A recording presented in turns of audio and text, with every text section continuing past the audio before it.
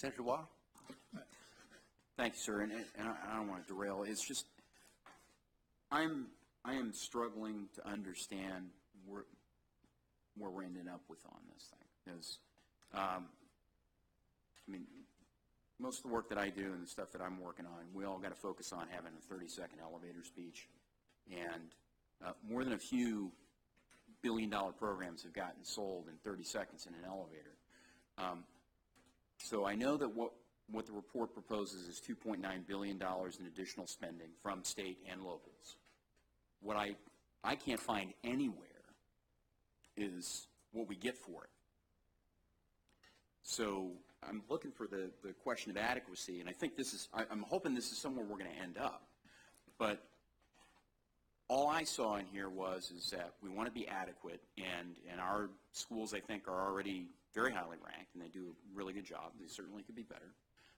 But what I don't see is what's the return on investment? What am I going to get for an additional $3 billion? So where is that? I mean, are we going to get to it?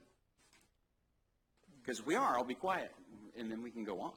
So the next, excuse me, the next section we're going to address how do we get to the specific adequacy recommendations and what we believe that estimates as far as performance. So what we were tasked to do. No, that's not the way that I think. Mm-hmm. Okay, I'm walking into a meeting and I got to say, okay, Admiral, for $3 billion, I can build you a new ship. For $1 billion, I can take your old boat and make it look new and do lots of cool things. For $500 million, I can put new stuff in your old boat so it'll last longer and do cool things. For $100,000, I'll get you a paint job. Okay? And don't underestimate paint. Paint can be pretty impressive. So I don't find in the report, in the briefing, anywhere, okay, here's where we are on park scores. Let's say, for example, statewide, we are at, based on park scores, we're at 80% of where we want to be. For $3 billion, I'll get you to 97%. Okay? What I don't see in here is, here are our 24 jurisdictions, and we all know that the schools in Prince George's are clearly the best, next to the ones in St. Mary's County. But, for example, you know, in their pupil spending, they're at, you know, whatever, $10,000, and they're hitting 85%, and in St. Mary's, your cost of living is a little bit different. You're doing $9,000, and you're at 82%. You know, ergo, for a few extra bucks, we can bring everybody up to 97%. I don't see the return on investment. All I see is that we want to spend $3 billion more, which, okay, great, but what are we going to get for the dollar? Where's the return on investment?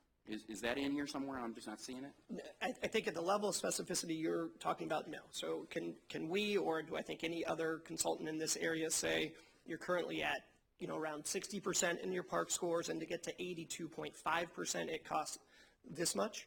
No, we can't, and I don't think someone's So what rationally can you coming tell us we will get for $3 billion?